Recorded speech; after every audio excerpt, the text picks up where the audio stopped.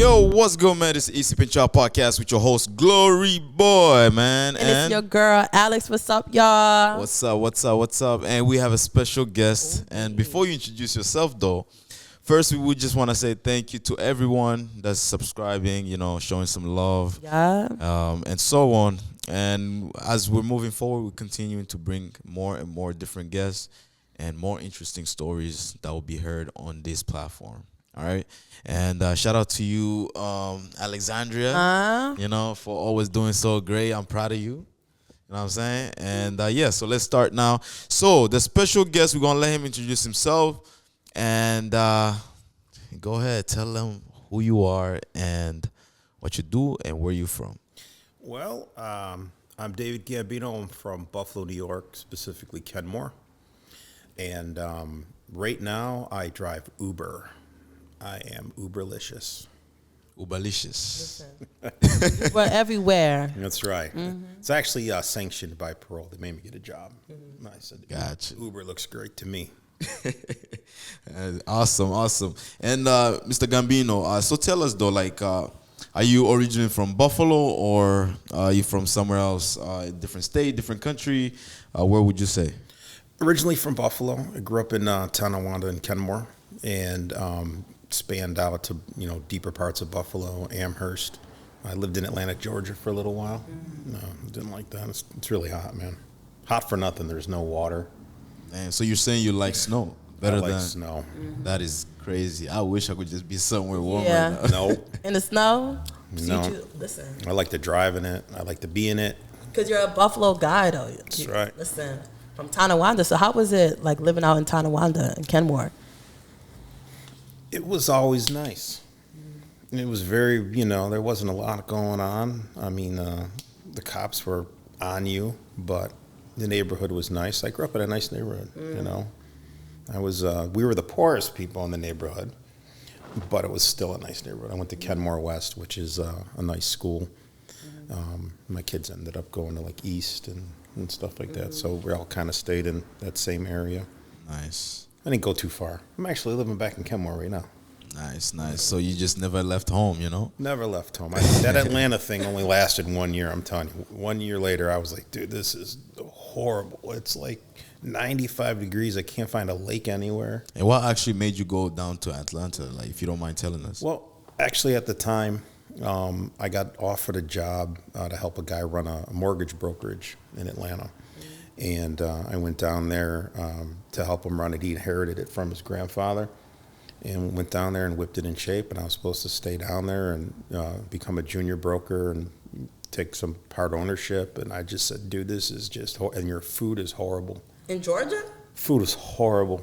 The best pizza I found was at a gas station. Of course, pizza? I really thought That's a Buffalo thing, though. Of course, Atlanta, Georgia. Yeah. But I really thought that, in the South, they have good food because everybody that comes from the South, they're like, oh my everything gosh, is we have bigger the best out there. food. Yeah, Listen, I'm not fat for nothing. Let me tell you something. I know my food. And when I was down there, even the Italians down there, I went to an Italian restaurant, and they brought out, I do the same thing when I go out to eat. Right. I own a couple restaurants, so I'm pretty good with, going into places, and I want to test, give me a bowl of your sauce, give me a meatball, give me a sausage, and I'll just taste it before I dip in and start ordering a bunch of stuff. And that meatball, I don't know what the hell it was. It was dog meat or something. It was the weirdest tasting shit I ever had. I just walked out of there scratching my head. I'm like, I'm going to starve to death here. So you've always been business oriented, for real. What's that? You've always been business oriented. Yeah, I mean, if you want to talk about that, listen. When I was 11, I used to sneak out of my window, catch a bus to downtown Buffalo after I picked all these tulips off my neighbor's yard. I'd put it in a bucket, hop on a bus, and I'd be down there till about 11 or 12 at night. This little kid walking around selling flowers. And I got stranded down there. And people like, yo, what are you doing here? How old are you? Where do you live? Some strange lady gave me a ride home one night. But I would have all this money. My mom, she was poor. She was like, where you get all this goddamn money from? What made you want to start doing that at 11 years old, though? Because we didn't have money. And everybody around me was going to soccer, and they were part of all these teams and stuff at the school, and we couldn't afford it. So I was sick of being the guy that didn't have nothing. So I was immediately like, I was mowing lawns. I was, stealing tulips and selling them. And at one point, they built a car wash, the ones that you spray. Yeah. And I went up there with a bucket and some rags, and guy would wash his car, and I'd say, I'll wash it for you for $3. And I was running over washing it. And the owner walks out, starts screaming at me, "What the hell are you doing? And then you want a job? Come work at my restaurant." And he actually gave me a job as a dishwasher. As a dishwasher, how was that? Because to be honest, I worked as a dishwasher. That was my first job. And when I tell you, I quit that job so fast. Man, I quit that job before the Super Bowl. Yeah. Because I knew during the Super Bowl is when people really come and start eating like crazy and just mess with food, mess with plates. Yeah. Like was how it was no that call, no show, or did you tell him I quit? Oh, no. No call, no show. That's funny because when I quit that job, I let all the dishes stack up, and then I slipped out the back door. And you just... I got the phone call, and So you son of a bitch. Well, how did he get to that point, though? How were they treating you? They were treating me bad. But before they were treating me bad, I'm 50 years old now, so I can look at myself and recognize that, sometimes I might not be for everybody, I realize that now. I'm kind of a strange dude because, even when I was a kid, I was a strange kid. I showed up with a tool belt, with, spray bottle, and scrubber, scraper, and he's looking at me. He goes, "What? Hustler. He goes, "What is this?" Right. Like, "Well, my belt for doing dishes." He goes, "You're a dishwasher, right?" I go, "I'm a hydroceramic technician." He's like, "Oh, okay, go ahead." And he's like, "There's something wrong with this kid." And I'm back there with the thing. He's watching it. I look back at it now, and he must have looked at me like when you saw the movie Waterboy. Like, get some high quality H2O. Yeah. But that was my first job. Wow. Super serious dishwasher. So when they treated me bad, I was like, I'm the best dishwasher in the world. You can't treat me like this. And then when you quit that job, where else did you go? Because, there's always going to be the second opportunity. Yeah. Yeah, I actually went to another restaurant. I got a job there doing dishes, moved up to a cook. Professional dishwasher. But look, when I came he got moved up to a cook, though. Yeah, but when I came in with the belt there, it's really funny. The guy that owned the place, Nick Watson, 300-pound guy, great guy. I walk in, I got the tool belt, and he goes, "What the fuck is that?" I'm like, "That's my tool belt." He goes, "Take that fucking thing off and go do some dishes." I'm like, "Okay, sir, no problem." And I kept looking at it like, he should let me wear that. Yeah. It helps. I would have been able to. I'm thinking to myself, I would have got that pan done about 2 minutes ago if I had my scraper on me instead of anything. You know what I'm saying? He messed up the swag, man. He fucked it up, man. He fucked it up, no cap. But and so also let's talk about your upbringing. So you kept mentioning that growing up you was the poorest kid within your neighborhood. Yeah. But how did that kind of Let's not make that sound sad. This is like a suburban neighborhood. Yeah, suburban. Some kids are going to Nardin.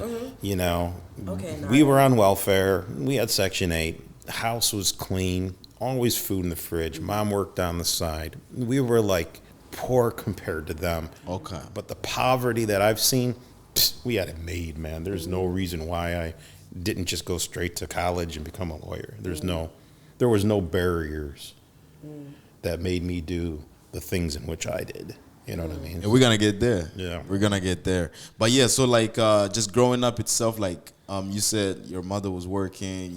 You was also 11 years old trying to hustle. Yeah. So when you see other kids going to all of these events and so on, and you're not going to them, can you tell us exactly how did that make you feel as a person? I think the biggest crush was I was in Civil Air Patrol, which was United States Air Force Auxiliary for young kids that are going to work their way up to ROTC and then go into the Air Force. Okay. So I was gung-ho on going in the service. And it just got to this point where the outfits, the shoes, as I was growing, became too burdensome. So she had to pull me out of it. And once that happened, I was like, I'm never going to be in the Army. And then Scarface came out. And when Scarface and The Godfather came out and I saw that shit, I was like, I want to be like them. And then that was it. It was over. Man, I watched Scarface. It's a great movie. Yeah. It's a great movie, And let's talk about your background. You actually Italian. I'm actually Sicilian and Italian. Sicilian, Italian. And how does that make you feel, just being Italian and just knowing the history of Italy, the history of everything that goes on in terms of you watch Scarface. Mafia. Yeah. So, yeah, tell us. Well, Scarface, he was Cuban. I did not know that. Yeah, he was Cuban. Remember? I'm a political refugee. Oh, yeah. Right, Okay, Yeah. right. So a lot of people mix that up. It was more like watching the mob movies. I used to always think, because my last name was Gambino, I'd be looking at my dad and I'd be like, yeah, sure, he's a painter. He's pretending he's broke. And then I see my grandpa, sure, he works at Chevy. Like, for real, like, you really thought, like, everybody... Everybody. I thought everybody was, like, on the low, and I'm like, if I ask him, he'll say no. Right. You Just say, I don't know what you're talking about. Yeah. I'll be like, yeah. Yeah, I've seen this before. Yeah, so I kind of had this, I was living in this la-la land, but it was great. I had, my grandmother, she was a great cook. She taught me how to cook. My mom was there. My mom and dad are separated and, remarried, but I had access to all that. Mm-hmm. So I had a lot of Italian food, a lot of family. Mm-hmm. And it was a good upbringing. It wasn't bad. I didn't get beaten. I didn't get yelled at. I didn't, when I'm sitting there with, people that have had these situations, I just be like, man, I was blessed. I was truly blessed to even just be in the location that I was at. Right. That's amazing. But it was, my mom, she was on Section 8, so that was embarrassing. But it was a good feeling. When you're Italian, too, you have that, food culture. Thus, the chubby. Just That's eating. Listen, I don't give a shit. I'm eating the rest of my life. I might go down another 20 pounds and come back up and down. I got 3 sets of clothes at home. This is my chubbiest, and I've got 2 other sets, midway, and then I'm at 230. So I got my 200, my 215 and my 230. Oh, so you out here, you have a whole... Yeah, I've got 3 sections. I got a whole different... First for it. Yeah, it's 3 separate drawers of pants. Looking I'm gonna go off. Yeah, I go reach for the drawer today for pants. It's wait, oh no, the chubby. So I bet Gio is always on your ass, trying to tell you. Yeah, little background. Gio is my cousin, and he owns a fitness place, and he does personal training. And I am the only person he ever fired. Listen, he tried so hard. He'd go and I had 2 restaurants, and I'd work out with him every day, and then I'd come in and I'd get on the scale, and he'd be like this. We're gonna have to get on the treadmill a little longer today. So then he finally was like, "Listen, what are you eating?" I'm like, "Oh, He's like, "I don't know. Let me talk to your chef." So we go in there, and he tells the chef, he's like, "David, tell him that whatever I tell him to make you, he's gonna make it no matter what you say, and you're not gonna fire him." And I'm like, "I'm not gonna fire you no matter what you give me." He's like, all right. He's like, "And I got to give him what you tell me, no matter what he asks for." He's like, "Yeah." So we worked that out. 4 weeks later, I fucked that up. I got the waitress. I'm like, "Yo, come here. Put it under your name, and then I'll cancel it out." Yeah. Because I'm sick of eating fucking broccoli. If I get one more piece of fucking broccoli, I'm going to lose my fucking shit. She's like, "Well, I'm not going to do that. If I got $50, she's like, "Okay, I'll do it." Yeah. And that was it. Next thing you know, I'm screwing it up that way. And then he comes into the restaurant one day, and me and my partner are sitting there, and there's lobster tails, there's steaks and everything you could think that I'm not supposed to be eating between me and my fat partner. And shrimp and surf over there. I look up, and Gio was like, "What the fuck is this?" And I'm like, "Oh, it's just one time. It's my cheat. It's my cheat." He's like, So he got mad then. He put the kibosh on that. He said, "No more." Told the waitress, "Stop doing that." So I'm like, "All right, I'm not going to. You're right. I got to work out harder."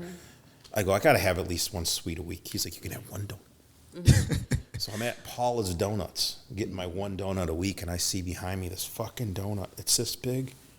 It's like a fucking cake. I'm like, "Yeah, I'll take that." And I bring it home, and I'm cutting it, and I'm eating it all week long. And I'm getting on the scale, and he's like, "Yeah, let's get back on the treadmill." Let's get back on the treadmill. So he walks in one day, and the woman I married. You're getting off track, man.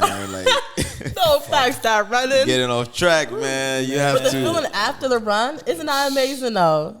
I fucked it all up. And then the girl I was married to blew me in. She's like, did you see the fucking donut he's got? He's like, what are you talking about? He goes She over, saw you. he lifts it up and he goes, oh, that's it, man. I'm fucking done. I don't care how much money you're fucking paying me. I'm out. And that was it. I was like, Gio, come back, I swear. He was like, nah, fuck you, man. Nah, it's over, man. It's over. He's like, I can't compete with you. You got 2 restaurants. You got everything. You're gonna eat everywhere. Couldn't stop you. But yeah, and so now let's move on to now you're growing up, you know, you're in high school and so on. So how was that life for you, just being in high school? Because high school is a different story because you have everyone working, you have people playing sports. What did you do, and how was your high school experience just in your type of time? High school was weird.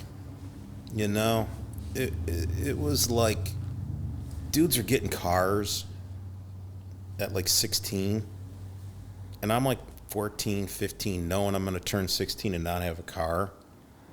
So I blew high school out. I dropped out when I turned 16. How did your mom feel about that? They lost their shit. And I told them, I don't care. I'm a man. I'm going to do it. I'm going to make $1 million. I'm out of here. And I fucking dropped out, moved out, got an apartment, and started hustling.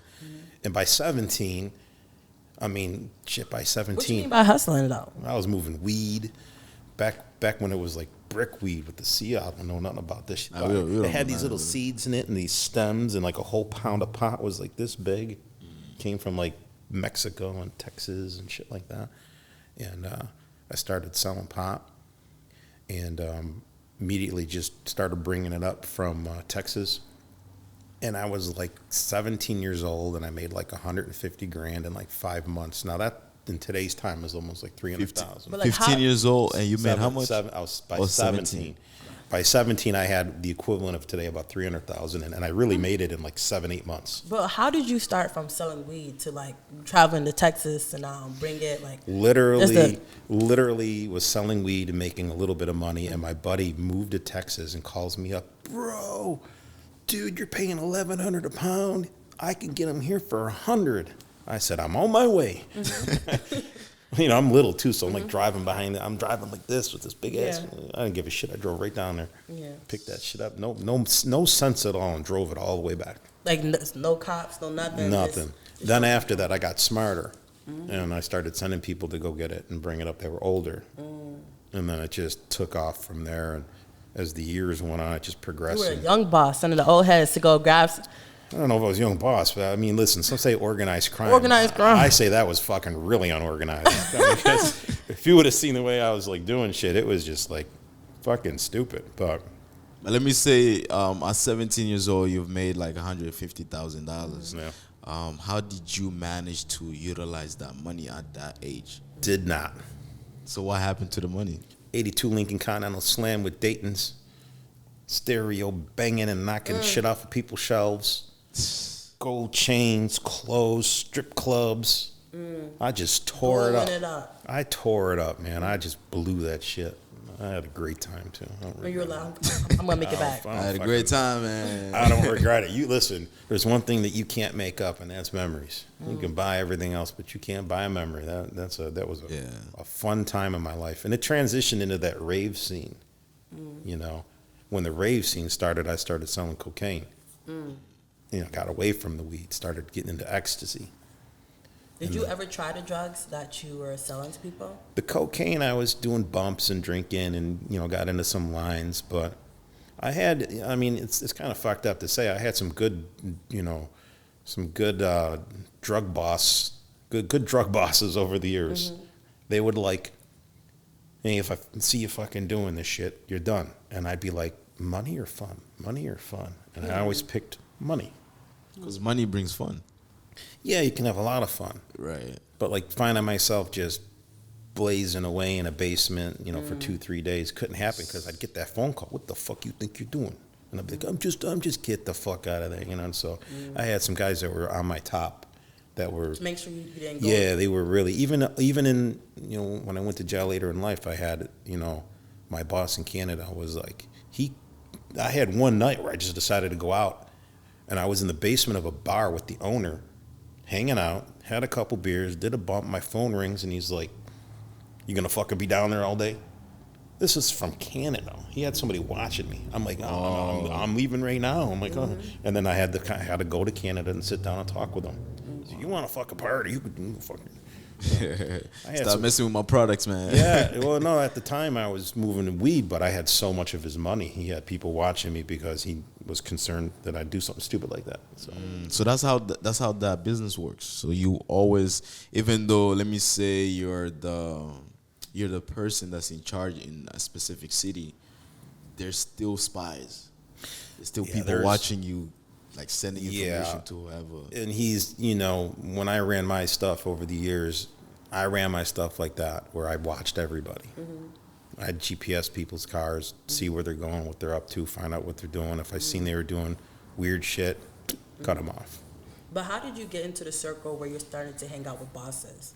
Because I know that there's levels to it. Like, there's people that just buys weed, and they're like, okay, this is fun, but there has to be a point where it gets to like, oh, I'm in a room with these people and they're moving, I think what happens is, with me, is, you start out moving stuff, and then it just becomes, you start moving so much stuff that you become valuable to the person above you.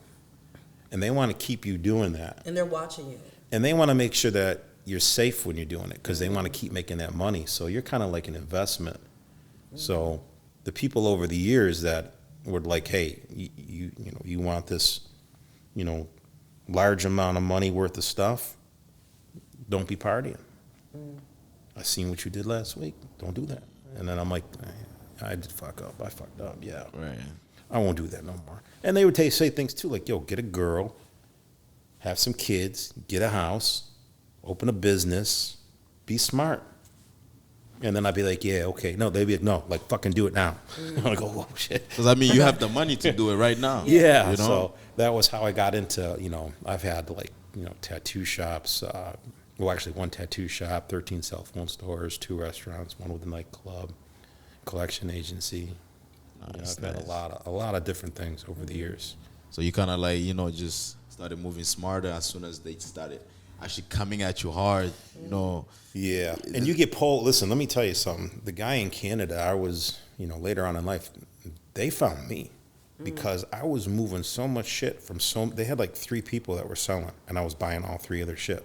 And they were like, well, you buy all of their stuff, then you sell it. Went over here, bought all his shit, went over here, bought all his shit, bought all his shit. They eventually found out, like, yo, this is a dude that just keeps wiping us out.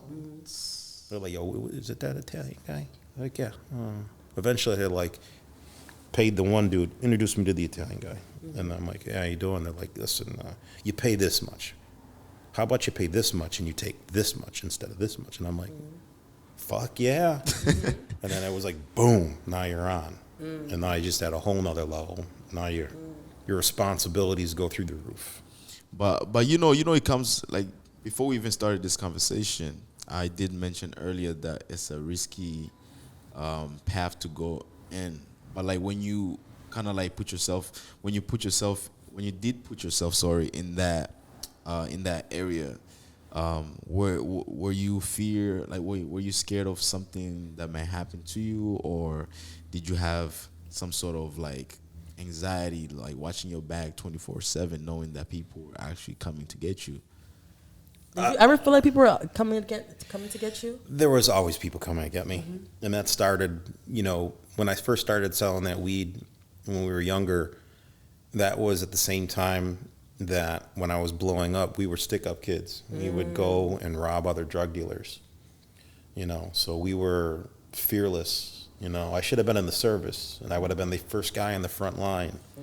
I would have been able to, navigate that like no problem. So, when I was younger, I was pretty vicious. We were out there doing crazy shit. So just becoming just a drug dealer was actually laid back. And, you're still watching your back, and you're always, it's like a game, like cat and mouse. This guy wants to rob you. You hear about it. He's looking over there, so you go over here, How did you start sticking up people? Like, I need to hear this. Hold on a second. Mom. Go, turn this off. This part. You don't want to hear this. No, really, turn it off, Mom. So, She's still watching. It's your fault. You asked for it. So, basically we were moving stuff to this guy in the hood, and he was telling us he couldn't move enough stuff, and there was other people that were his competition. So we had already done some stick-ups, you know, taking people's shit that were our competition. We started going around and to his competition and, you know, going in and taking their shit. How we used to do it was, which is funny because, you know, we're these like really crispy white kids from the suburbs that don't look like they do shit. Right.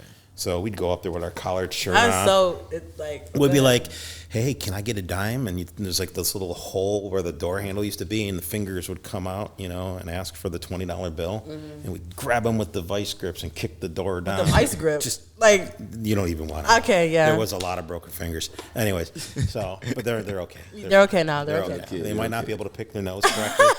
You know, it might be like they might have to come in on like a 45-degree angle, but they're all right. Right. Yeah, and we'd go in there and take all their shit, and that was how we ended up with drugs that we didn't know what they were. And that was when we really started blowing up because we had like piles. Like, what is this shit? It doesn't even look like coke. What is it? Crack? What are these pills? Who takes pills? You know. And then that was when we had even more stuff and started, you know, enveloping out into other areas and other products and stuff. And then from there, it was just. Next thing you know, I'm into cocaine and I'm doing ecstasy, and you know, I almost went to jail for that. For doing them or selling them? No, for selling them. And I think it was no, I did go to jail, but not like real jail. It was prison, but it wasn't like a real prison sentence. Okay. So, long story short, in the mid '90s, the state came after me and tried to pin like 2 kilos on me and give me, you know, kingpin status in the state. We went to trial and they lost. And then on the way out the door, they're like, "We're going to hand this file over to the feds unless he takes this 1 to 3. He'll be out in 9 months." And I'm like, "Yeah, fuck you." And my attorney's like, "Dude, take it, man. You don't want the feds If they take this shit," and this was back when the feds and the state didn't work together, where the feds would actually have to hand it to them and put their head down and say, "We failed," you know? And they were so mad at me they were going to do that because I beat him at trial. My attorney's like, "Dude, if you don't take this, you're going to probably do 20 years. So I took a 1 to 3. They sent me to boot camp, military boot camp. Worst thing they could have ever done. What happened there? What you said? Yeah. You said the worst thing. I came out fucking jacked. Oh, you built 165 pounds. You know what they taught me? They taught me my life was worth, you know, way more. So before you do anything stupid, make sure it's worth it. And I'm like, "You're right. Go bigger, go hard." They're like, "No, that's not what I meant." I'm like, "No, fuck that. We're going big. I'm coming back with guns. I'm coming back. I'm tripling down." Yeah. And they're like, "That is not what we meant." And I'm like, "Nah, fuck that." And then it got crazy after that. When I came back after that, you know, I was not doing anything for like a couple years because I was on paper. And the day parole was over, I literally was watching the clock. It just clicked. Send the pack. Send the pack immediately. Right now. Let's hold off that thought real quick. Let me kind of like fix this real quick.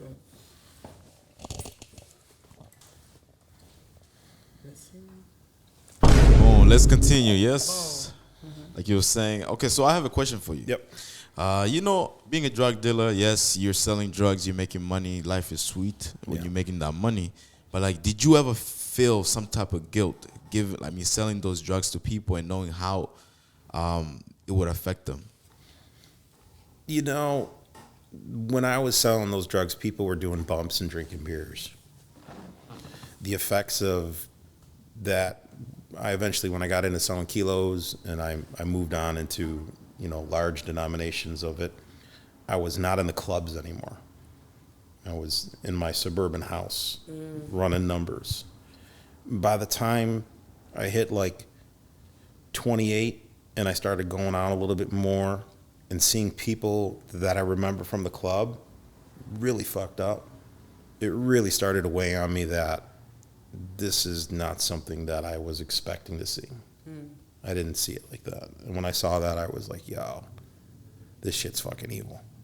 And I immediately like just got a really sour taste, and I just turned around and like I said, you know, it was really strange because people thought I was nuts. I was like telling my one buddy, I'm going to give you this entire cocaine, everything. Just find me as many people that you can to buy pot.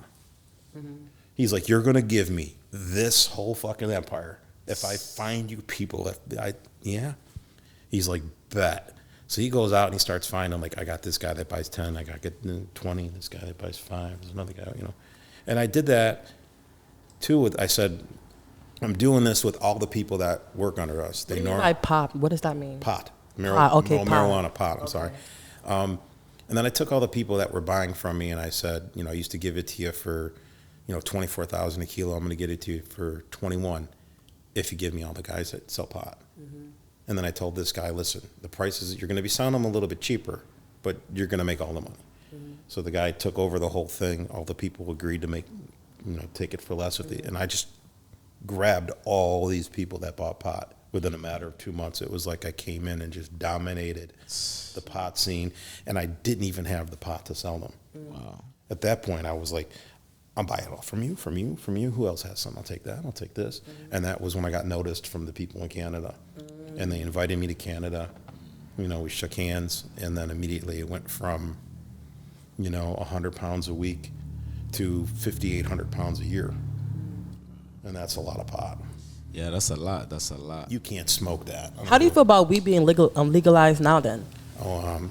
Fuck you. Fuck off. Thought I was a bad guy. Now I'm an entrepreneur. You fucking asshole. Fucking assholes. The legal system is just a fucking mess. And we'll get into that. Because when I ended up doing 10 years, I became a paralegal. And paralegal while you were inside. Let me actually grab my notes real quick. Yeah. Okay, so you became a paralegal when you were in prison. How did that happen? How did that look like, taking school in prison? Well, it started out with I had a cellmate that was an attorney. He was a disgraced attorney, but he was still an attorney. And he was like, I wouldn't put up with that fucking shit. You see how they don't fuck with me? I file one of these. I do one of those. And I'm like, how do you do it? He's like, well, this is how you do it, but, it's not that easy. And I said, well, show me. He showed me. Was it certain things he was getting advantage, like inside? Like for instance, like better food? Like when it was time for him to get his medication, he got his medication. Like if he hurt his foot and they were supposed to give him aspirin, they'd give him his aspirin. I'd hurt my foot and I'd be like, hey, where's my aspirin? They're like, what aspirin? I'm like, come on, man. I fucking had. I don't know what you're talking about. Fuck off. And I'm like, yo, fuck, what are you going to do? You can't punch him, You can't do nothing. Right. So when this guy showed me, like, this is, and he says, if you read this entire book of federal rules and regulations, you will know how to file absolutely anything to protect yourself while you're in here. And that was when I realized that the government fucked up when they taught me how to read. They should have never taught me how to read, because I started reading, and I was reading for other people. I was helping other people read stuff, trying to figure out their own paperwork. And then it just spawned into an entire life of, doing 10 years of doing legal work. And I took the course. It was a paper course that required a lot of reading, answering the questions, mailing them in. And mail back your grade, and you eventually get a certificate. But even with the certificate, it's really just you got to practice, you got to file motions, you got to really get into it. Yeah, get all that. And right here, man, I mean, we just jumped into the questions about just being in jail in general. Well, how did you get in prison before we get into that? Yeah. Oh, we missed that part. Yeah, all right. How did that happen? There I was, 2009. Functioning at a high capacity for about 5 years. I was moving about 5,800 pounds of pot. I was sending about 100 kilos of cocaine to Canada to pay some of my bill. It was like $25 million a year, but it wasn't paid all at once. It was like a couple $1 million, every week or two collectively.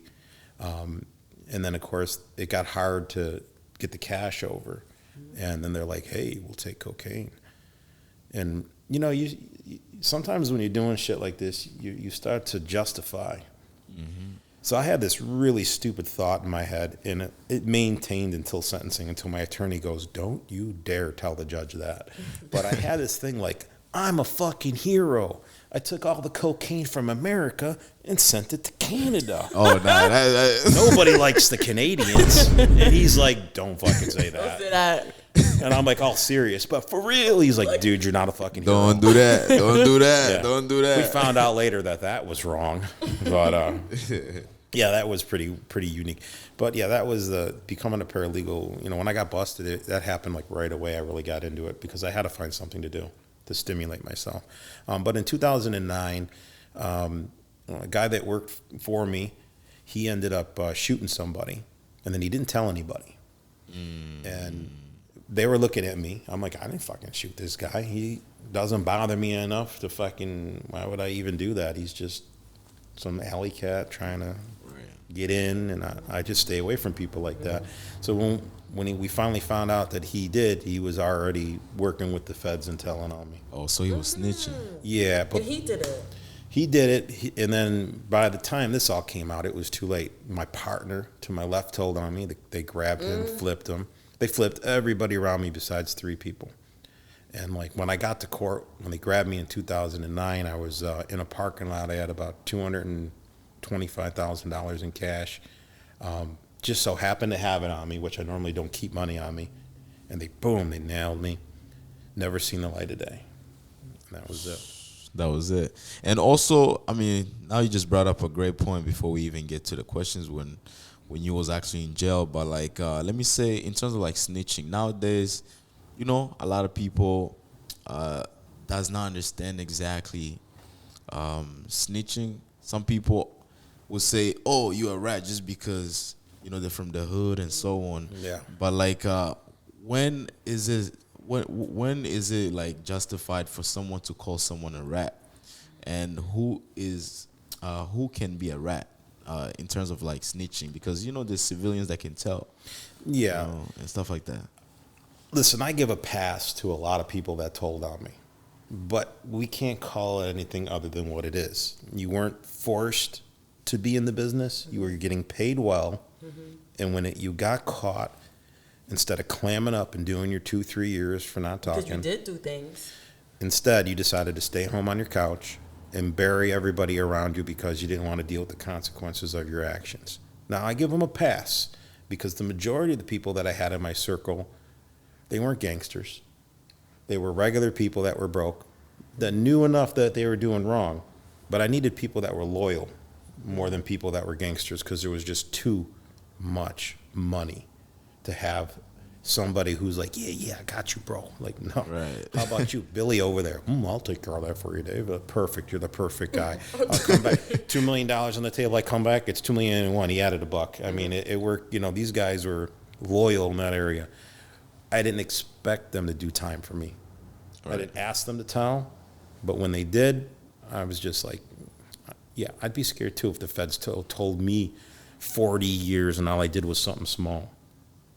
You know, so, you know, they weren't part of the game to begin with. But all those gangster dudes that are out there talking all that shit and then they telling is a style now, though. That's what's fucked up. It is. It's a style. I'm going to say something, but you got to plug ears. Listen, telling now. When you tell, girls will be like, oh my God, I feel so bad that you had to tell. You know, it's like, how are you going to... What about the poor guy in jail? You're over here blowing the guy because he had to tell. It doesn't make any fucking sense. Pause. Did you hear that? I told you to plug your ears. What? Damn. Sorry. Listen, speaking for the advocates of women, I'm not that one. Whatever which girl he's talking about. Nope. The girls that are watching this podcast. That's right. Listen, all they had to do was just not talk to the guy and turn their back on him and be like, you know, I heard you was telling, and just give him the back. You ain't got to go beat him up or nothing. Yeah. At least give him the cold shoulder. Don't buy him a drink. You think girls are really out here doing that? Like, oh yeah, you snitched. A lot of girls girls now and nowadays they're like, oh yeah, he a snitch. So they're trying to be more gangster related. You know? I'm not seeing it. I'm not seeing it. I came home and I'm seeing dudes. What happened? I'm seeing dudes that told sitting in the bar with everybody around them, and I'll be like, "Yo, what's up?" And they'll be like, "Oh, he said he didn't do it." It's because they're telling your story. I'll be like, "We both got caught at the same time. I did 10 years. He did 0.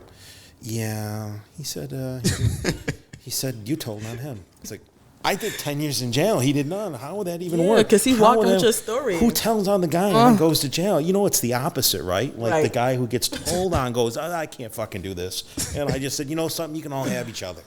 You can all have each other. I'll be reading in the news when you got caught and told on him, and he got caught, and fuck you all. It's not my lifestyle anymore. I'm retired with honors. Retired. You guys can have it, man. Go ahead. I am done. I see my enemies now, and I go, hey, I don't give a shit. You know, my success is gonna make you cry. Right. You know, the fact that I've only been home a couple years and I'm doing great. You 3 know, years, I'm looking at you at a bus stop. I've been home 3 years. I'm driving a Cadillac. What the fuck? I work hard. It's not like I didn't like, you know, I work hard for my shit. Right. You know, sweat. That's sweat equity out there, man. That's it, man. Well deserved. That's it. But so now, let's say, let's jump into court. You're in the courtroom. Yeah. You have your lawyer out there fighting for you. You know, like trying to do something for you to be home and to be free. And you have the prosecutors out there trying to, you know, take you down. Yeah. You know, you have everybody else, your family, and so on. In that courtroom, what was going through your mind? So when I first got to court, you know, I was thinking what I would always think, you know, I go to jail. It's like, oh, fuck it. I guess I'm going to do some time. Fuck it. Right. You know, because when I got into it, I wasn't like, you know, I had lawyers that were like, all right, when you get caught, you'll probably do about 3-4 years. Make sure you put some money away. I'm like, yeah, I'm good. 3-4 years, no fucking problem, you know. No problem. You know, I get caught. I'm up there, and my attorney's like, all right, look, you're looking at about 25 years. I'm like, oh, damn. 25? I thought it was 34. I'm like, wait, whoa. I'm like, whoa. I turn around, and every single person that's ever worked for me, ever, is sitting there with their lawyer, and they all go like this. And I go, oh, shit. Damn.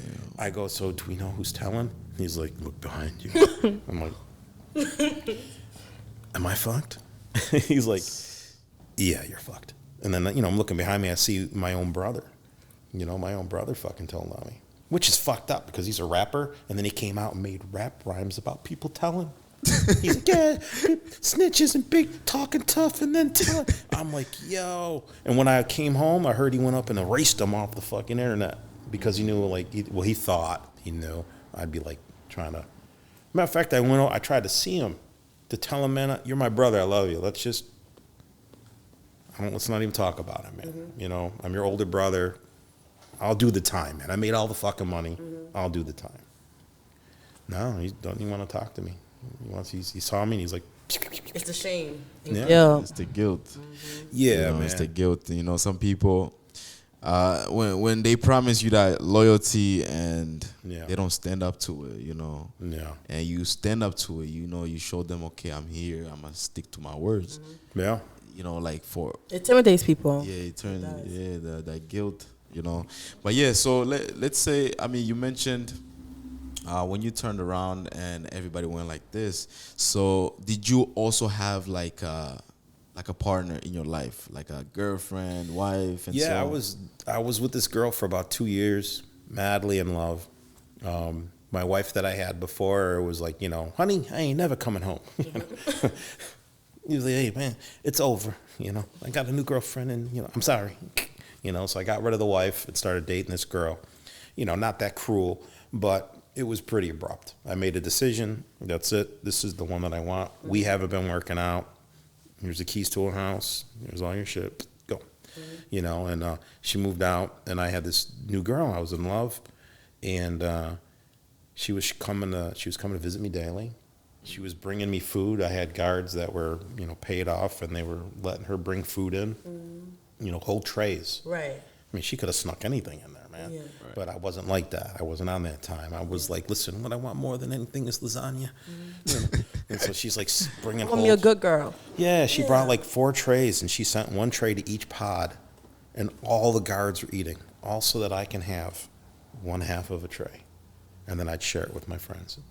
And it was like lasagna, steaks, all types of shit. You know, we're eating great. So you was eating good. Yeah, after about 3 years, 2.5, 3 years in there, the feds basically were like, listen, you know, you're looking at 25 years.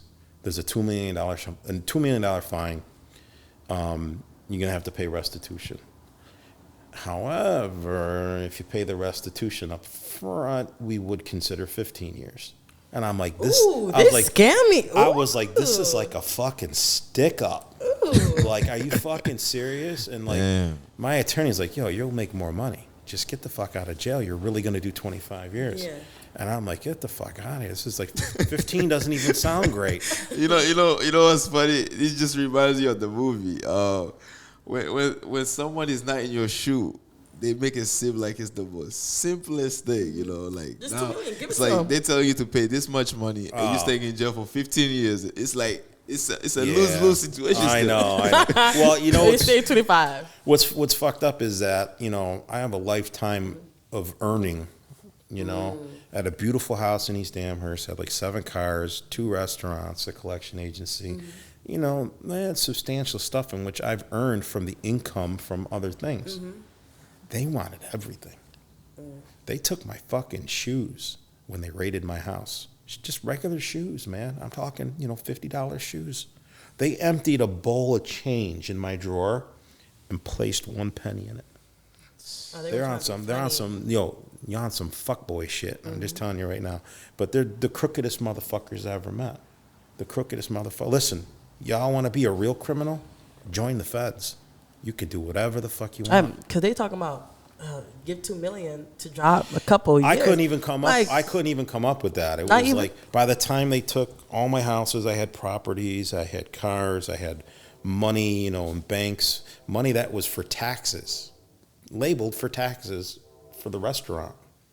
They took that. By the time they took everything, it was like 1.8 worth of assets. You know, they were giving me credits for this car, credits for that car, credits for this. You know, don't fight this over here and we'll give you credits for that. And by the time that, they're like, okay, we'll take that. Is good behavior a true thing? Like, right, like good behavior so that way you can get at least. What is good behavior? Is good behavior obedience and allowing them to abuse you and say thank you? I mean, we're going to hit that subject. I think America's got Stockholm syndrome. This country just abuses us in so many ways and we're so used to it. We just think it's normal. We think it's normal to work for $1 and they take 35 cents. Then you go to buy something and they take another 8 cents. And then you put it in your bank and at the end of the year they go, looks like you made a profit, another 20 cents. And it's like by the time you got done, your $1's 20 cents. That was the reason why we ditched fucking Britain for the same shit. So when we say something and we uprise and make any comments, they lose their shit. Right. They're like, oh, you're a troublemaker. They want obedience. You know what I'm saying? And I don't know how we got on this subject, but yeah, I don't want to pay your taxes. Yeah, man. You know, where was I? No, I'm not paying. No, I mean, bleed this rock. Seriously, I mean, you guys are right. Definitely, like it just feels like you just said, like the way you kind of broke out that money. It's like you have this, they take out this, they take out this. Yeah, we're now, so used to it. At the end of the day, it's like, come on, man. That's why a lot of people tend to stay in the same position for the rest of their lives. Because they get too comfortable too. Some people get too comfortable to be in that position because they see, okay, basically they're spending money that they're earning the same day. You work, you earn, you spend. And it's gone. When you're in these micro environments like jails, and you start to see the economies that are in there that are not affected by taxation, even though it's a microcosm of the real life. When you see like a guy works all day long, makes grilled cheese sandwiches, and he made $20. He's got $20. Nobody knocks on the door and says, "Yo, you owe me $4." You know what I'm saying? You're watching these people create lives in jail, and the only stressors that you have is the officers and the programming and the stuff that's counter rehabilitative, and that immediately triggered me in every way to make me want to rebel. And that was why I started suing and filing motions and helping people sue and getting in there, because I didn't want to swallow it anymore. I'm not going to take it. And I'll take it for the team. I've gotten my ass kicked by the cops. I've been moved a million times. They've taken my shit. They've done everything possible besides kill me to try to get me to shut up. And as they're doing it, I'm not shutting up. And then I'm getting worse. I'm suing them for what they just did. I'm freezing cameras. Got them in court going, well, Your Honor, the camera's erased already. And they're like, why would it be erased? And I'm like, I gotcha. And they're like, fucking asshole, get him out of here.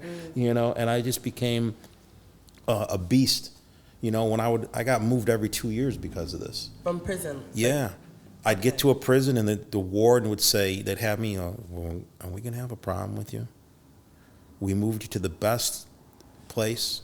You've got all the things you asked for. Are we going to have a problem? I was like, I'm going to have a problem unless y'all don't do what you're supposed to. Well, who do you think you are? And telling us if we don't do. I said, listen, man, before I came in here, I was a taxpayer. I paid for everything that you're sitting on in your paycheck.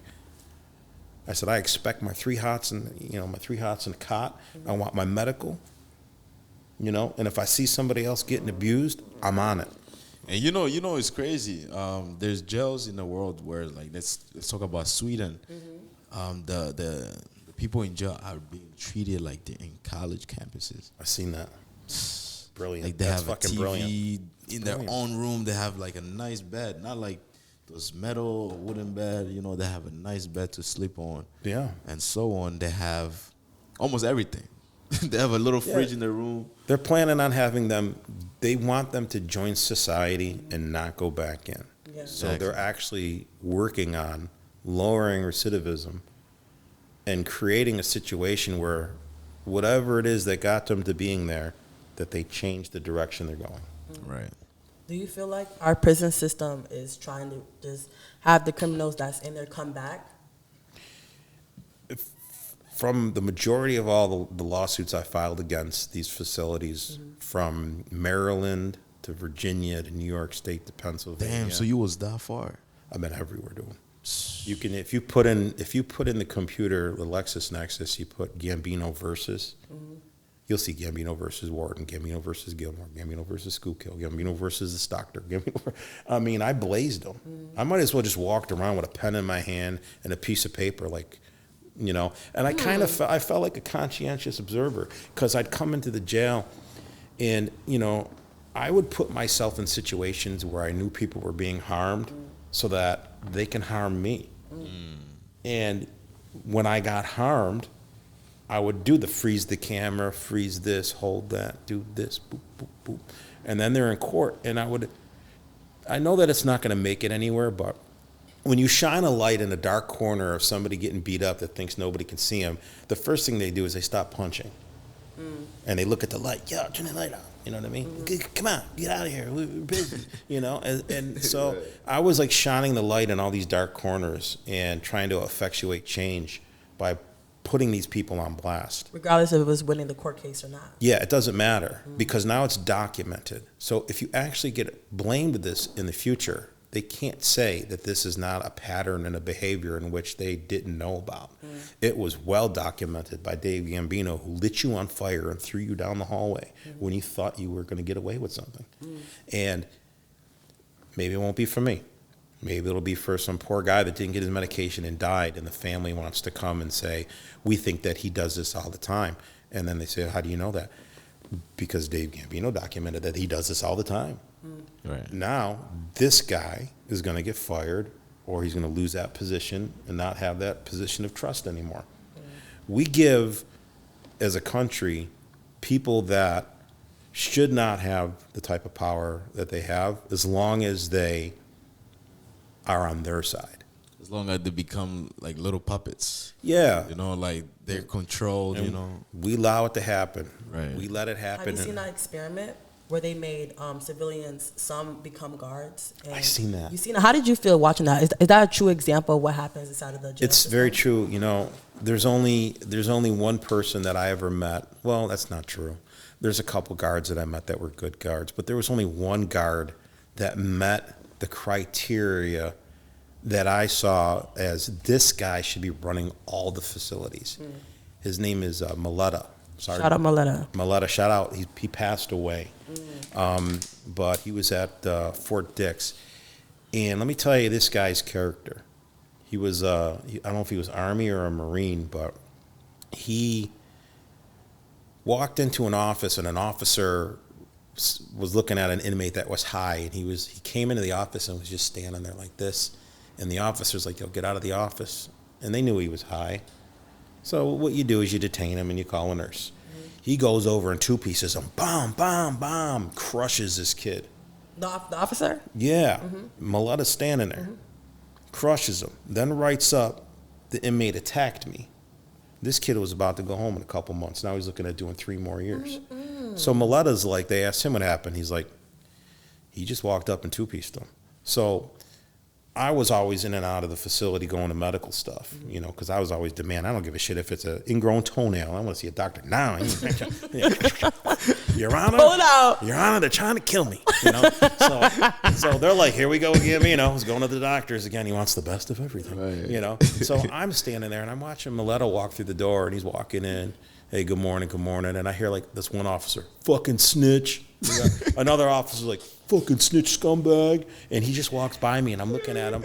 I pull him aside later. I go, yo, they fucking talk to you like that? He goes, fuck them dudes, man. They ain't got no character. He's like, I ain't afraid of none of these motherfuckers. I've been to war.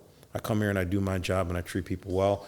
And he's like, and I ain't going to be sending nobody to jail for nothing. And I'm not going to back somebody up doing some rotten shit like that. Fuck that. Respect to him, man. Yeah, mad respect, man. And R.I.P. to him. He's a fucking warrior. He was a fucking warrior. So. Yeah, I like people. I like people with character, people with morals. You know, like they're not out there to drown others. You know, like you explained. I watched a couple movies actually, which movies actually show exactly. Some movies show exactly what really goes on in jails. You know, where inmates are being beat up by these guards just out of nowhere, being treated like straight shit, you know. Yeah. And nobody's there to support them, you know. And now once they defend themselves, they get to do those added up years, which is a crazy thing. I got a little bit of trouble because I was working in every place I went to. I worked in the law library, so they're always on me about what level of doing somebody's legal work am I doing. I can't act like a lawyer, but I can assist. And I've had them try to stop me, and I'd file with the court, and the court would say, he's allowed to assist. And they'd be like, motherfucker, you know. But I kind of really got under their skin at Fort Dix because I was teaching a sales class. Okay. And then I started doing a class on how to fill out documents. And it was motion documents to file lawsuits. And when they found out, they came in and they're like, I don't know, wipe that shit off the board. You guys are done. The warden pulls me up. Yeah, listen, I'm the only guy. You know how many times not too many people get brought to the warden. You were able to make a class.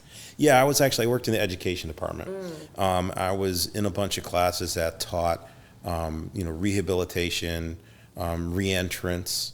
And I was trying to teach these guys, to absorb as much as you can, especially the younger guys, educate yourself, get away from the nonsense, and build yourself up so that reintegration into society, whenever you get home, is a smooth transition and pre-planned so that their ability to be successful is a lot. You were saying? Yeah, so I was, trying to teach these guys to take rehabilitation seriously, even though the guards are doing things that are anti-rehabilitative. Right. That the guards, a lot of them don't even realize in their ignorance that it's hard for, the guard tells you you need to take this rehabilitation so that you can learn how to be a better person and be in society because you don't know how to act in society. And then 2 seconds later, they do some shit like punch a kid in the face and send them to jail for 2 years. So, they don't realize the cascading effect it has on the general population to take serious that there are more opportunities and to take, your recovery of whatever it is, whether it's lifestyle, like mine is lifestyle, or drugs, you're interrupting the rehabilitative process by not being, a Maletta. Because Maletta was the type of guy that we got along great when he realized I wasn't bullshitting. I will go to the mat on anything if I think that somebody's being wronged. And I've been thrown in the shoe in front of him, and he's like, I can't help you out. And they threw you in the shoe. I know they shouldn't have. But, so, it's just that process. When I was doing that class, I was teaching a lot of that stuff. It was cool. Nice. And so, when you're in jail, you're going through it. you know, mentally, physically, Yeah. spiritually, because you know, I mean, you basically just locked up in a place where you're being treated like a dog. Okay, time to go back in. Time to Yeah. go out. You know, Yeah. and like you dealing with all of those things though. But like, how did you cope with challenges while being in jail? Well, the first thing I did was I broke up with that girl before I went in. When I finally got that bid, and I released myself from trying to maintain a relationship unrealistically, and Right. trying to The girlfriend or the wife? the girlfriend. Broke up with her, and I did my bid by myself. Oh, she used to bring you food though. But that was when I was in the county jail. once I went up top to the big house, when I Right. started doing the major time, I said, "Listen, I gotta go do this." She was And willing to. She was like 25 for life. She's with you, dying. I said, "This ain't gonna happen." I said, "You're gonna need to have a kid. You need to try something else. You know, if you're around when I come out, then cool. If not, I get it. You know." Shout out to her, low key. Yeah. So she met a guy. Yeah. She had a kid with them. You know, they got I mean, he knew that was gonna happen. Yeah. You go to jail for 10 years. It's gonna have to It's happen. gonna happen. Well, think of the other. So shout out to her. Yeah. What? No. Think about it. It's the will. It's the will she Hold had. on a You know second. What about if I came home and she's like, "Well, now that you're home and I don't have a baby, I'm gonna kill you. You know, I'm too old now." And I'd be like, "I'm Exactly, sorry. Let's get a dog." And she's like, "I want a baby." And then I got, "No, you go live your life. Your thing. I gotta be an inmate." Shout out to you because Shout you out gave to her that. him, though, You for gave her real. that opportunity to actually go ahead without her feeling that guilt. Okay, I left him when he went to jail, Yeah. and I got with another man. Now I have a kid, Yeah. and now you coming out all salty because you know she did you dirty. You know you thought she was gonna be. Yeah. That wasn't the storyline. It was tough because it was crushing. But I focused on myself. You know, I focused on getting myself together and finding something to do. And that was why I literally threw myself. We're talking 10, 11 hours a day reading law, drafting, reading, talking, drafting. You know, and there was attorneys around. So I'm always talking with attorneys, like, how does this look? How did I do? What did I do with this? What's wrong? And I'm taking the class. I was like, Putting you on game. I was completely immersed in this lifestyle, and I took it very seriously. And I was like at it, like immediately, like not fucking around, like put my shoes on and my pants with purpose every morning. And I would tell these dudes, you know, get up and put your shoes and your pants on with purpose, man. What are you doing with yourself? What's this going on? Come with me. Read this book. What's that say right there? That says, this is, come on, read this. What's that say? You know. So I was trying to help the people that needed help, that were willing, you know, and you can't save everybody. So speaking about reading, so you said you did a lot of reading Yeah. when you were inside. How important has reading like affected your life? And where did you learn the most? Was it through the experiences, or was it the knowledge that the book was showing you and then you applied it? It was the application, the level of legal work that I do today. You know, when I'm fully active, when I'm fully going at it, is at the level of like a high-ranking legal attorney working in an office doing all their lawyer stuff. So, and that's a compliment that I didn't give myself. That came from a lawyer here that looked at my work and wanted to meet me just to talk to me about how he thinks I should go to law school. And it was at that level where I was coming home to go to law school. Everything was planned out. You know, I was coming home to go to law school. So, but, you know, that was my coping mechanism all the way through, you know. Just studying, reading. That's it. And I read books too that, like, I got into Westerns. And I got sent to the SHU for the last 2 years that I was in jail. The shoe for what? Yeah. So, Could you explain what the shoe is for the audience that don't know what the shoe is? let me tell you about the SHU. Tell us So- about the shoe. So, at the end, well, I was about 6 years away from going home, and I started fighting my case, stating that the judge gave me an illegal sentence that qualified me for a 2-point reduction because the language that he used was in violation of the law that they applied to me, which was continual criminal enterprise kingpin status. And that charge itself is just basically saying this guy was doing so much. It doesn't even matter really what he was doing, because this charge comes with this, because he is an enterprise. He is a business. He is a illegal business. He runs an enterprise. He's not supposed to talk about weights and measurements. But he mentioned the weights and measurements, and I'm giving you this time because 5,800 pounds is a lot of marijuana, and all this and all that, and I didn't think anything of it until I started reading the law, and I said, wait a minute, there's a 2-point reduction out there based upon weights and measurements. This guy was talking about weights and measurements.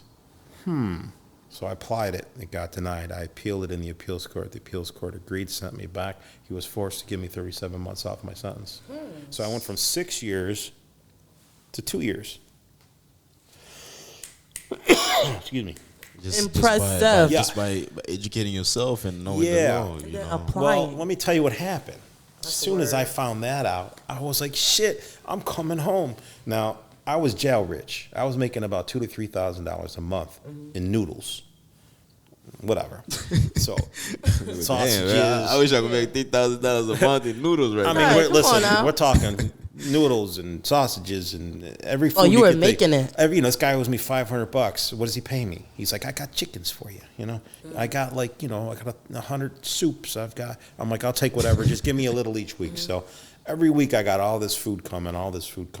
There's so much stuff. I got it in other places. I got people lending it and making money off of it. I'm eating like a pig every day. I'm eating lovely. So everybody loved you in jail in prison for real. But let me tell you something. I was the guy that was on the yard that when one guy walked up to me raising his hands, just joking around, I'd have like the Mexican gang guy would come over, the skinhead gang guy would come over. You okay? I'm like, no, I'm good. I had people from every gang that came over because I was the guy that was helping them try to get out of jail, helping them with their divorces, helping them with everything. So I became invaluable. And when I went to a new facility, they'd already know I'm coming. And I'd get there and they'd say, yo, we got you a spot near the TV. We heard you like to watch Comedy Central. We got you. So I was like treated really well. And that was a really neat thing. But the gangs would actually have me, because this one time I think it was the Inmates and the Serenos, they started fighting and they stabbed each other and threw one guy off a tier, whatever. They're all beating each other up. Me, I just walk by. Yeah, whatever. Yeah, they just stabbing each other. I'm like walking by reading. There's a guy falls off a tier. I just step over him. I don't pay no mind. It's got nothing to do with me. It's a regular day. Listen, I got to tell you, when it comes to jail, I never saw nothing. So you never see it. I didn't see nothing. I didn't see nothing. I talked to nobody. I don't see nothing. So but they would come to me they would come to me and say, we got a beef and it can only be solved if the police put another TV up, because we started, fighting because there was only one TV for the Spanish, and they wanted to watch Telemundo and these ones wanted to watch Univision, and it just turned into an all-out brawl, and it spread over the entire facility. They're not allowed to talk to police ever, but they could pay somebody to talk to the police. So both sides would come to me and say, hey, we're going to give you some money. Can you go tell the guards we need an extra TV? So I go to the guards and they'll be like, listen, they want me to tell you that the war will come to an end if you put 2 TVs in every pod. And they'd be like, this is over fucking Telemundo? I'm like, yeah, put the fucking TV in there. They're going to keep killing each other. Telemundo. They take that shit seriously. Them soap operas, them motherfuckers be crying. And they'll be like, fucking shit. Next thing you know, 2 days later, there's TVs everywhere. So that was kind of like the relationship I had with everybody in there. And that includes the Italians, but I didn't roll with the Italians when I was in there. I didn't like them. I didn't like the way they rolled. One guy would say a stupid joke, and like 20 guys would be like, ain't he funny? And I'm like, nah. And I'm like this. I'm like, nah, that's really not that funny. And they're like, that's because you from Buffalo. And I'll be like, yeah, maybe that's what it is. And especially those guys, they were the worst. Like, they'd be all standing there like, look at this guy. He looks like a fucking rat, And I'd be looking over at this guy, and I'm like, he just got off the bus. He just got off the bus. How could you say that? So do Italians in general have that behavior? Like, I'm dying. Oh, they're the worst. Not, They all stand there going, look at this guy, look at this guy. And then they stand and looking at each other like, yo, look at your shoes. I like your shoes. What's the next coat? What are you got? Oh, you got a nice coat on too. Yeah, I like your shoes. I'm like looking around like, what the fuck is going on here? Right? And then they're like, hey, can you look at my paperwork and help me out? And I'm looking at their paperwork. By page 2, I'm like, this motherfucker told. Like, does he know that it has this on here? I'm not like Captain Save a Prison. I'm not going to blow your spot. You're just giving them advice. But I'm like pulling them aside. Hey, listen, bro. The says you told on it. What are you talking about? Fuck out of here. I'm like, right there. Look, that's the law. He told. He's like, oh, fucking shit. I don't know what that is. I go, listen, man. It was 500. If you want me to do it, it's 1,000 now. And they'll be like, yeah, I got you. And I'm like, all right, good. And then next thing you know, that same guy is standing there with 10 guys. Look at this fucking rat. And I'm like, and they, hey, why don't you hang out with us? Hey, why don't you hang out with us? I'm like, So he basically asks for help and then turns against you. Like, no, he'll turn like at another guy. Like, I just showed you that you told, and now I see you 5 minutes later pointing at a new guy getting off the bus. Hey, look at that guy. He looks like a fucking rat. And I'm like, you hypocrite. You're a fucking rat. Hypocrite, man. You're a rat. They're all up there. There's some really good guys in there that didn't tell, surrounded by a bunch of fucking sharks. Right. And I don't know if they're just pretending they can't see it, because some of it was pretty fucking blatant. But it is what it is. Right. I never turned anybody away that told me that they told, and I never said, look, and don't ever talk to me again. I tell them when I'm out in the yard walking around, you can't roll with me. But when you're in the law library, everybody's welcome. I can't put myself out there like hanging out with you when everybody knows you. Everybody know you were out. Yeah, so I can't do that. But when you're in the law library, I can help you. You know what I'm saying? And that was kind of the safe space. Neutral zone. And that was how I did my bid, in that little safe space. A little safe space. Helping people out. Of course, getting kicked out every 2 years. But I ended up in this shoe because when I found out I was going home, I got so fucking excited. I had all that money from doing legal work, all them soups and all that shit. I bought a cell phone. First cell phone in fucking 8 years. Turn that thing on. I'm like, what the fuck is this? He's like, you got to press it. You got to slide it. And I'm like, I don't know what the fuck it is. It was difficult. Right. So, I get Facebook. I immediately see that my ex-girlfriend's got a kid with somebody. Got pictures of him on there, like, love of my life. Wow. And I was just crushed. And then I was happy for her, and then I was crushed. And I was happy for her, and then I was like crushed. That actually goes into my next question. You being in jail, you remember you mentioned when you look back, everybody was like this. Yeah. You mentioned that your brother told and so on, but like, how did your time in jail actually impact your relationship with not just your family, but your friends as well? Well, first, let's compartmentalize all that. The majority of the people that worked for me were associates. They were people I've known over the years that might have looked at me as if we were friends. Right. But I never looked at anything beyond, we're cool. I'm a polite guy. I'll buy you a beer. I'll pay for your meal. If I see you out, if I see you with your wife, hey, how you doing? But my idea of a friend is, listen, friends will help you move. Real friends will help you move a body, okay? Who's got real friends? Who can you call up and be like, hey, listen, grab a shovel? I'm going to be like, yeah, fuck you, click. Not too many people have those. Right, you might have one. So I've got like 2 friends that I've always known were friends. Everybody else was interchangeable chess pieces, disposable. Not to be cruel, but that's why when they told, it wasn't so shocking. You know what I mean? Right. My relationship with my family, now that's another thing. It was strained because I was gone. Right. Like I said, my one brother won't even talk to me. So. Definitely. It is what it is, though. I read a book. You ever hear Steinbeck? No, tell me. So he's a great writer, Steinbeck. The East of Eden was this book I read. This thick. And like out of this entire book, there was this guy like pining for the affection of his brother. They were always beefing. And he's always chasing him around, trying to have a relationship. And then something happens between a woman. And then the whole book was just summed up to one thing. Men don't chase men. You just don't. We pass by, we're friends, we're not, and it's over. You just don't. So I kind of chalked everybody up as like, I'm not going to chase old friends. Right. I'm not going to try to rekindle friendships with people. You just stay right there. Let it go. Let it go. We don't do that. And also, Alexandra, you got a question for him? No, I'm good right now. All right, so I got my last question here since we're getting close to the end. Coming out of jail, everybody that's in jail, basically it's like you starting a new life. You know, jobs don't really want you because you're a criminal. Schools you have to go back and kind of like go from high school, I think, or GD or something like that. And so like, what was the most difficult part of adjusting to life right after jail?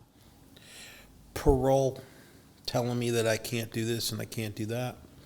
You know, I got out. I got lucky. I got a job right away. I opened a small company, had it for about a year and a half. But I got this thing. I don't do what I don't want to do.